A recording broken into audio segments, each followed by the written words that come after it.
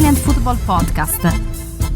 Let's move on though from one crisis to another, to the crisis in attack, because this crisis, we've spoken about it before, but it was so clear in this game that Italy just didn't have anything in attack, nothing at all, and that this is a crisis that has been going on for over a decade now, probably the best part of 15 years almost. Since the kind of Del Piero, Totti, Inzaghi, Luca Toni generation were in their mid-30s, got into their mid-30s and kind of around about Euro 2008 kind of time. Yeah. Since then, it has been a problem. There's nothing being produced at all. I don't understand it. I don't understand it. Italy has for 60, 70 years produced world-class goalkeepers, central defenders, and strikers. And now goalkeepers are fine, but central defenders and strikers, well, except for Bastoni, who else is there in central defense? I think central defense. Yeah, I think we've got some. And if we look up front, it's very. Well, look at the current crop of attackers for this match after the Chiesa withdrawal. We had Zaccagni, Immobile, Politano as the starting trio. I mean, that's, with all due respect, that's a Conference League standard attack. Zaccagni, no, Europa League. Europa League at best. Politano I like in Napoli, but I feel that anybody that plays alongside Osimhen and Kvaratskhelia is going to automatically be 50% better than they are. And that's how I feel with Politano. And I like the guy. I enjoy watching him. He's got a bit of pace. He's nippy, but his level is raised massively by playing next to two phenomenals. Well, of course. And we saw that. I mean, he was terrible in this game. And then you look at the others in the squad. We've got Retegui, Raspadori, Gnonto, Zaniolo, and now Orsolini has now been called up to replace Politano. Now, who do these players play for? None of these players play for big teams. And when I say big teams, I mean elite teams. I mean, Lazio and Napoli, you'll get some saying, but Lazio and Napoli are big teams. They're not elite teams. Napoli are the reigning champions. But other than Napoli, it's Genoa, Leeds, and Leeds, a championship team. We've got a player from the championship playing for us. And I like Gnonto. I believe in his potential if he can have the right development. Now, then we have a player that's Galatasaray / Aston Villa. We have a player at Bologna. Well, barely. Orsolini doesn't even start for Bologna. He's not even a starter for Bologna. He's backup. He's backup right winger since Undoy and the other guy, the Swedish lad, came in. What's his name? Karlsson came in. He doesn't even start for. He's not even a starter for Bologna right now. He's been called up, and according to the latest reports, may start against in a must-win Ukraine game. Now, this is the level of crisis. Then the other alternatives, we're looking at Grifo, who's played a lot in the last year or so, who plays for Freiburg. Even Schemaka, who we all want to play and who we both believe is, got the biggest potential of everyone. Yeah. He plays for Atalanta. Again, these are not elite teams. And this says it all. Because if your attackers are playing for this team, that tells you how big the problem is. And, this is, like I said, this has been going on for 15 years. The crop from the last 10 to 15 years, you can go through all of them. I mean, look at Euro 2016. We had Eder and Pele. Graziano Pele playing as our front choice attack. That was all down. I mean, that was just down to a miracle from Antonio Conte. Antonio Conte was. They got these two. I will die on this hill. That is his greatest managerial feat, to get that team as far as he did, and to beat Spain the way they did. It was just unbelievable. But then look at us, the World Cup 2018 playoff to qualify against Sweden. Manolo Gabbiadini was our starting striker for that. The World Cup that we just failed to qualify last year. In the playoff, who comes on? Who did we bring on as a substitute to try and rescue the game? João Pedro from Cagliari, naturalized in his 30s, like 30 or 31 years old, coming on. I mean, this. I mean, when you just put this is a crisis. Just let that sink in. Yeah, exactly. This is not hyperbolic to call it a 15-year-old crisis. That's what it is. It is a 15-year-old crisis. It has been going on for long. I mean, the 90s were ridiculous. Vialli, Mancini, Baggio, Del Piero, Inzaghi, Totti, Chiesa, Ravanelli, Signori, Montella, Zola. The lowercase players were Di Canio and, Del Vecchio. I mean, like Di Canio would be a superstar in this team. Del Vecchio would be a star. I mean, Casiraghi, like these kind of players. Casiraghi, yeah. I mean, this to put it into perspective, this is insane. And it's just, I don't understand what's going on because it's been so long now.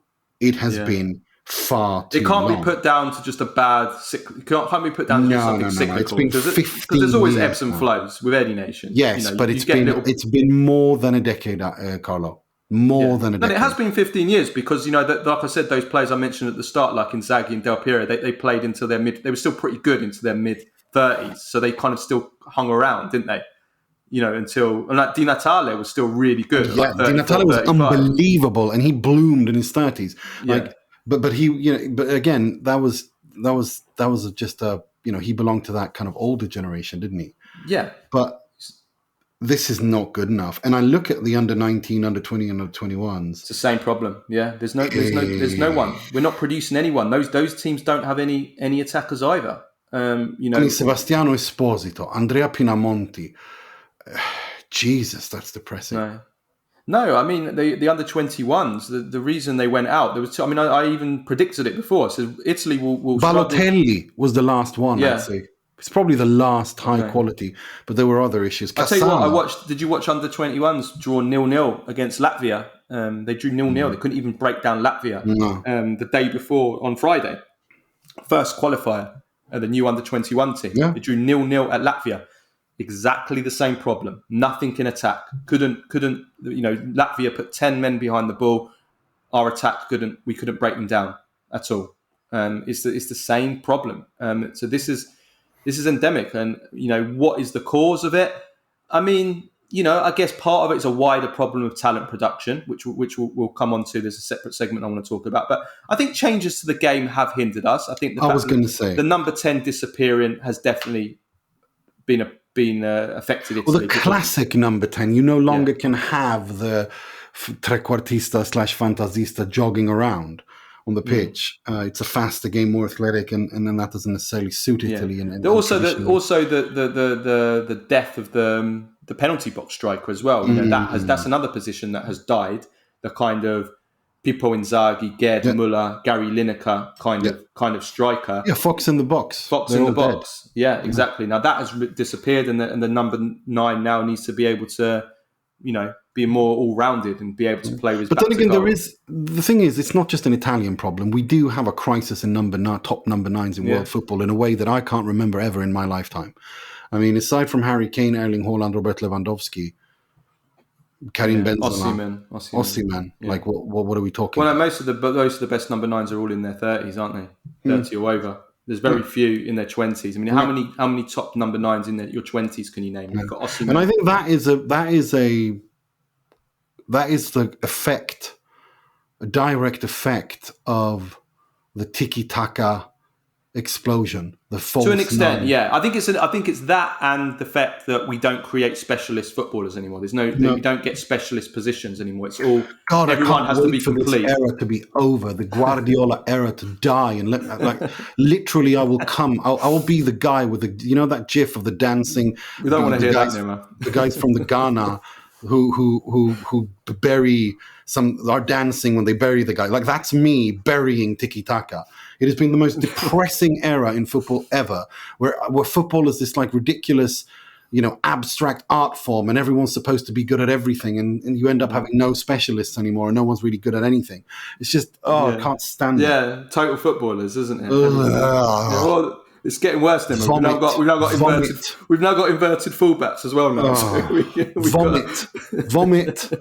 No, I do think that's affected because I think that, and I've said this before, I think that one of the reasons that Italy was so successful for so long is, number one, we always had the best defences, and defence is dead now also because of changes to the game. You're not allowed to defend anymore. Yeah, you're not allowed to defend. The rules don't let you defend anymore. The offside rule, the everything, So that affects us. But also because we were smarter. Italians, the way that, we still have the best managers in the world because we are the best thinkers in the game.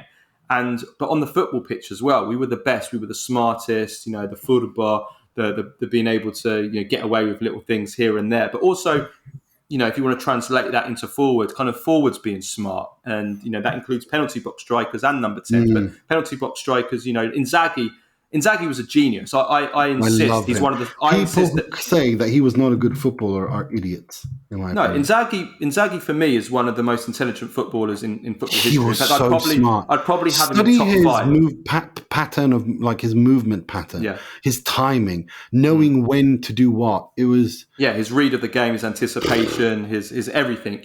So those kind of players, those kind of players have died, and even someone like Immobile, as much as we criticise him, like if he was around 30 years ago, would be much better than as I've said.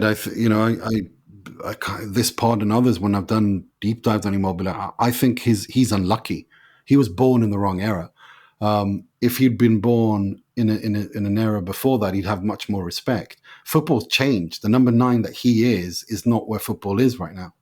So I do think there is a huge element of that. But no, there is a problem. And I think that Spalletti needs to do what he does when he comes in. He needs to just basically phase out people. He needs to, this Immobile being captain nonsense needs to stop.